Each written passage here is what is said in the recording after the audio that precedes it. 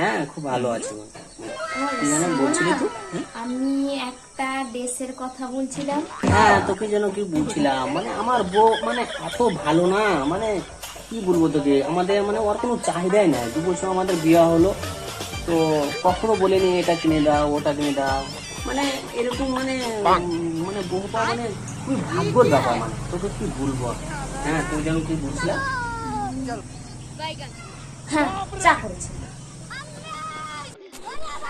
জানিস আমার স্বামী আমাকে এত ভালোবাসে না, আমি যা চাই তাই দেয়, আমি যখন যা চাইবো তাই দিবে জানিস। তোরা খুব চাইছি। এই এই দেখো না, এই শাড়িটার দাম 1,000 টাকা, আমি নেবো।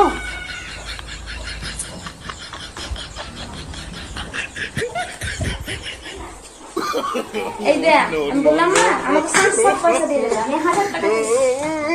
দাঁড়া আমি ভিডিও কল